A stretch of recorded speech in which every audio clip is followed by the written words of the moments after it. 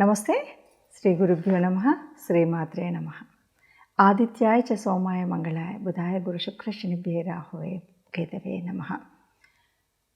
ఇప్పుడు నేను చెప్పేటువంటి అంశం ఏంటంటే, మనకి కుజగ్రహం ఈ డిసెంబర్లో మారుతూ మళ్ళీ ఫిబ్రవరిలో అంటే దాదాపుగా 38-40 రోజుల మధ్యలో ఎప్పుడు కూడా ఒక రాశి నుండి ఒక రాశికి మారుతుంది కదా. అలాగా మరి వృశ్చిక రాశి నుండి ధనుసు రాశిలోకి వెళ్ళి ధనుసు రాశిలో ఈ కాలం అంతా ఉన్నప్పుడు మిగతా రాశుల వారికి ఏదైనా ఫలితం ఎలా ఉంటుంది అన్నది మనం చెప్పుకుందాం. దాంట్లో భాగంగా చూస్తే కనుక కుజుడు అంటే మీకు తెలుసు, భూమిపుత్రుడు కుజుడు. మంగళుడు, ఈయన వర్ణం చూస్తే ఎరుపు. ఇక్కడ కుజుడికి సంబంధించినంత వరకు మనకేముంటుంది అంటే ఒక కోపానికి ప్రతీక, ఒక సైన్యాధిపతి మనం చెప్పేటువంటిది రక్షణకి. కానీ ఆ రక్షణలో కూడా కొంచెం తొందరగా నిర్ణయం తీసుకునేటువంటి పరిస్థితి, అట్లాంటి అంటే కోపంగా అప్పటికప్పుడు అయిపోవాలి అనేటువంటి భావన, రక్షణ బాగా చేయడం, దీంతోపాటు తొందరపాటుతనం కూడా అక్కడక్కడ కనిపిస్తుంది. ఇలా కుజుడి యొక్క లక్షణాలు ఇలా ఉన్నప్పుడు ఆ కుజుడు ఒక రాశిలో ఉంటే మిగతా రాశుల మీద ఎలాంటి ప్రభావం ఎప్పుడు ఎలా ఉంటుందంటే, ఒక్కొక్క భావం మారుతూ ఉన్నప్పుడు మనకి భావ లక్షణాలు తెలుసు కనుక మనకు ఆ భావాన్ని బట్టి మనకు తెలుస్తూ ఉంటుంది. కాబట్టి కుజ గ్రహం ఉన్నటువంటి ఈ ధనుసు రాశిలోకి మారుతూ ఉన్నటువంటి సమయంలో ధనుసు రాశిలో ఉన్నంతకాలం మిగతా రాశుల మీద కుజుడి యొక్క ప్రభావం ఎలా ఉంటుంది అన్న విషయాన్ని చూద్దాం.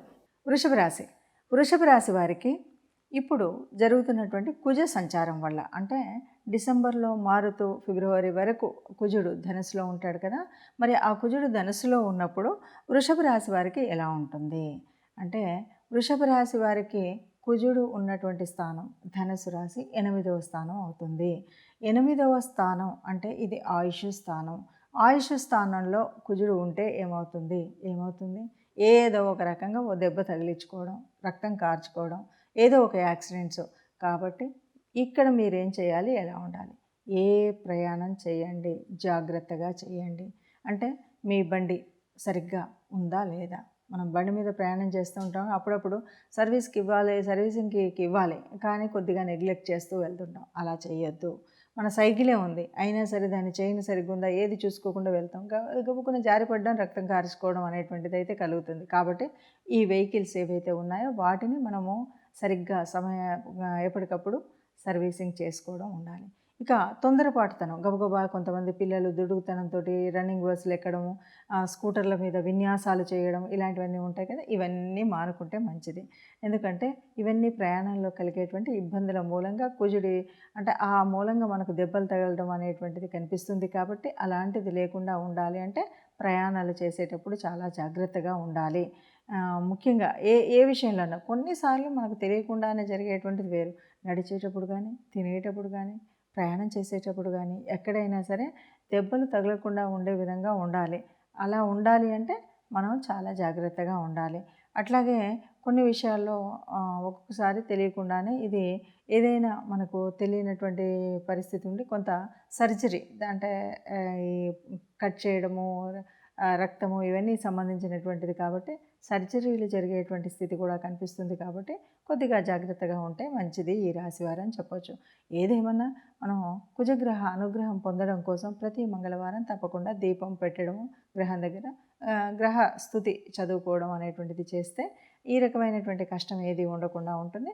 ప్రయాణాలు చేసేటప్పుడు మాత్రం తస్మాత్ జాగ్రత్త అని తప్పకుండా చెప్పాల్సినటువంటి పరిస్థితి. ఇప్పుడు మనము విన్నదాన్ని బట్టి ఈ రాశులకు కుజుడి యొక్క ప్రభావం ఇలా ఉంటుంది అని తెలుసు. కాబట్టి తప్పకుండా మనం చేయవలసినటువంటి కొన్ని పరిహారాలు చేసుకున్నట్టయితే ఈ కుజుడు ధనుసు రాశిలో ఉన్నంతకాలం మనం హాయిగా ఉండొచ్చు అని చెప్పడానికి కొన్ని, ముఖ్యంగా నవగ్రహ మండపానికి వెళ్ళినప్పుడు కుజ గ్రహానికి సంబంధించినటువంటి కుజుడి దగ్గర దీపం వెలిగించడం, అలాగే కుజుడికి సంబంధించినటువంటి స్తోత్రాన్ని చదువుకోవడం, ఈ రెండు చేయడంతో పాటు తప్పనిసరిగా ఇది కూడా వీలైనంత వరకు మంగళవారాలు చేయడం మంచిది. మంగళవారం కుజుడికి సంబంధించినటువంటి రోజు. మనం ఆ రోజు వీలైతే ఎర్రటి వస్త్రాలు ధరించడం, అలాగే కుజుడిని పూజించేటప్పుడు ఎర్రటి పుష్పాలతో పూజించడం.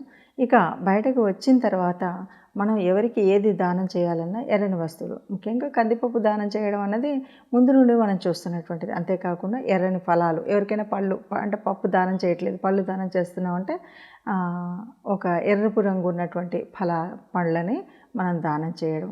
ఎవరికైనా వస్త్రం పెట్టాల్సి వస్తుంది, ఇంటికి వచ్చిన వాళ్ళకి ఒక బ్లౌజ్ పీస్ పెడుతున్నాం అనుకోండి, అది కూడా ఎర్రటి వస్త్రం. లేదా ఎవరికైనా దానమే చేస్తున్నాం అనుకోండి, ఎరుపు రంగుకి సంబంధించినటువంటి వస్త్రాలని పెట్టడం. వీటితో పాటు గోశాలకు వెళ్ళడం, గోశాలలో మనం గోమాత సేవ చేయడం కాకుండా గోమాతకి గ్రాసాన్ని అందించడం అనేటువంటివి కనుక చేసినట్టయితే మనకి ఈ దోషాలన్నీ పోతాయి. ఇవేవి నా వల్ల కాదు అనుకుంటే కనీసం మంగళవారం సుబ్రహ్మణ్య స్వామి దగ్గరికి వెళ్ళి సుబ్రహ్మణ్య స్వామి ఆరాధన లేకపోతే అభిషేకం చేసుకున్నట్టయితే, లేదా సుబ్రహ్మణ్య స్వామికి స్తోత్రం చదవడం, లేకపోతే ఆయనకు సంబంధించినటువంటి దేవాలయానికి వెళ్ళి మీకు ఏ స్తోత్రం ఏది రాదు అంటే నమస్కారం చేస్తే ఆ కుజుడి వల్ల వచ్చేటువంటి ఏదైనా చెడు ఉంటే, ఆ దోషం ఉంటే ఆ దోషం తొలగిపోయి మనకు ఈ 40 రోజులలో ఎలాంటి చెడు జరగకుండా ఉంటుంది. ఇది గుర్తుపెట్టుకొని తప్పకుండా మనకి గ్రహాలు ఏవి కూడా మన మీద కోపం పెంచుకోవు. ఏ గ్రహం కూడా కోపాన్ని కాదు, మనకున్నటువంటి పూర్వపుణ్య ఫలితమే ఇక్కడ అనుభవిస్తాం. కాబట్టి అది దృష్టిలో పెట్టుకొని గ్రహాల అనుగ్రహం కోసం తప్పనిసరిగా మనం గ్రహ ఆరాధన చేయడం అన్నది మర్చిపోకుండా ఉంటే సుఖంగా ఉంటాము. విన్నారుగా? మరి ఇప్పుడు ఇలాంటి గ్రహస్థితి ఉన్నప్పుడు, గోచార పరిస్థితుల్లో ఇలా ఉన్నప్పుడు, మన జన్మజాతకంలో ఎలా ఉన్నప్పటికీ ఈ పైన కనిపిస్తున్నటువంటి ఇప్పుడు తిరుగుతున్నటువంటి గ్రహాల స్థితిగతిని బట్టి, గ్రహాల దృష్టిని బట్టి, గ్రహాల కలయికని బట్టి ఈ 15 రోజుల వరకు ఎవరికి ఎలా ఉంటుందో చూసాం. అంటే దీన్ని పూర్తిగా ఇలాగే మాకు జరుగుతుంది అనేటువంటి భావన కాకుండా, మనకు జన్మజాతకంలో ఉన్నటువంటి గ్రహాల యొక్క స్థితి ఎలా ఉంటే దానికి అనుగుణంగా దీన్ని కొంత మనం తీసుకుంటూ ఉంటాం.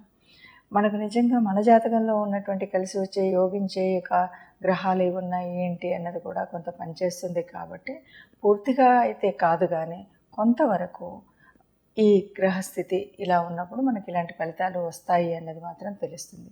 ఏది ఏమన్నా గ్రహాలు ఇలా ఉన్నాయి కాబట్టి మనకు అంటే రాశిలో కానీ ద్వితీయంలో కానీ ఇంకెక్కడైనా సరే మనకు ఉన్నటువంటి భావాల్లో ఎక్కడెక్కడ ఉన్నప్పుడు ఏమేమి పరిహారాలు తీసుకుంటే బాగుంటుంది అని మనం తెలుసుకున్నప్పుడు కొద్దిగా ఆ పరిహారాల మూలంగా ఏదైనా మనకి కష్టం కొద్దిగా అంటే ప్రయాణ ఇబ్బందులు కానీ కొంచెంగా ఎక్కడైనా ఏదైనా అనిపించినా ఈ పరిహారాలతో మనకి ఆ చెడు ప్రభావం అనేది ఉండకుండా ఉంటుంది. అందువల్ల మనం అందరూ కూడా సుఖంగా ఉండాలని భావించేటువంటి భావనే అయినప్పటికీ గ్రహశాంతి అనేటువంటిది, ఎందుకంటే మనం గ్రహాల యొక్క అనుగ్రహం మన మీద ఉండాలి, దేవతల యొక్క అనుగ్రహం ఉండాలి. కాబట్టి తప్పనిసరిగా ఎవరైనా ఏదైనా తమ యొక్క ఇష్టదైవాన్ని ఇంటిలో వెలుపును నిత్యం ప్రార్థించినట్టయితే ఈ ఇబ్బందులు ఏవి ఉండవు. అందరం సుఖంగా ఉండాలి, అందరూ ఉండాలి, అందులో మనం ఉండాలని భావిస్తూ సర్వే జనా సుఖినో భవంతు.